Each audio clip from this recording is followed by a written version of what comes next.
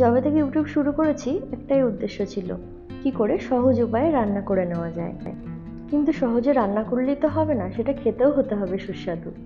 ডিমের এই এত রেসিপির মধ্যে এই রেসিপিটা বানানো কিন্তু খুবই সহজ আর খেতে সেরকমই অসাধারণ।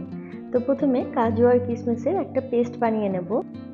একটু গরম জল দিয়ে একটু ভালোভাবে পেস্ট বানিয়ে রাখছি। একটা মিডিয়াম সাইজের পেঁয়াজকে ভালোভাবে কুচিয়ে নিয়েছি।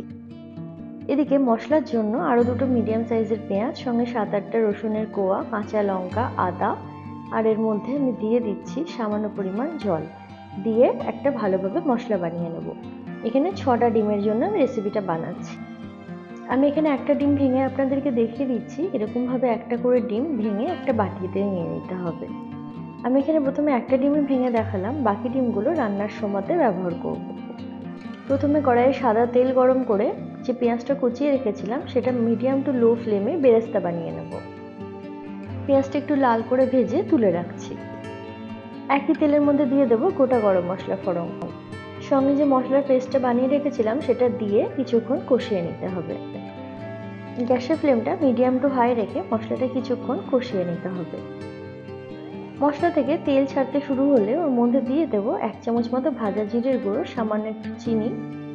এটা দেওয়ার পরে কিছুক্ষণ ভালোভাবে আরও কষিয়ে নেব। এবার যে কাজু আর কিশমিশের পেস্টটা বানিয়ে রেখেছিলাম সেটা ওর মধ্যে দিয়ে দিচ্ছি।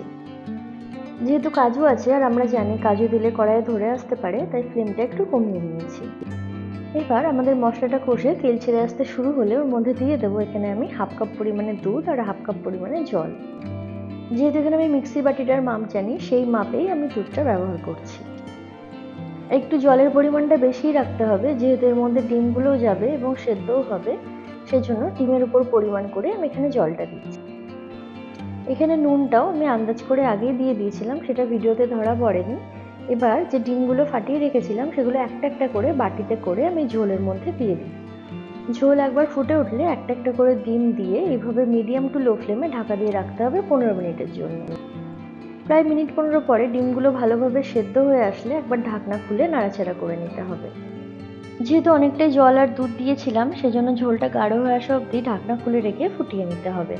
আর ঝোলটা ঘন হয়ে আসতে শুরু হলে এর মধ্যে দিয়ে দেবো বেরেস্তা, সঙ্গে দিয়ে দিচ্ছি গরম মশলা গুঁড়ো, আর এখানে 1/2 টিস্পুন মতো কসুরি মেথি হাতে ঘষে নিয়ে এর মধ্যে দিয়ে দিলাম। এই সব কিছু দেওয়ার পরে একবার ভালোভাবে মিশিয়ে নিতে হবে। ভালোভাবে মিশিয়ে ঢাকনা বন্ধ করে কিছুক্ষণ রেখে দিলেই তৈরি আমাদের ডিমের রেসিপি। আর হ্যাঁ, বলতে ভুলে গেছি, কয়েকটা চেরা কাঁচা লঙ্কা এর মধ্যে ছড়িয়ে নিয়েছিলাম। ডিমের এই রেসিপিটার কোনো নাম আমি এখনো অবধি ঠিক করতে পারিনি, তবে আপনাদের মাথায় যদি কোনো নাম থাকে তাহলে আমাকে কমেন্টে অবশ্যই জানাবেন। আশা করছি এই ভিডিওটি আপনাদের ভালো লেগেছে। আপনাদের একটা লাইক কমেন্ট আমাকে আরও উৎসাহ দিতে সাহায্য করবে। এই ভিডিওটিকে লাইক কমেন্ট ও শেয়ার করতে ভুলবেন না। আজকে চলি, দেখা হবে অন্য কোনো ভিডিও দিয়ে।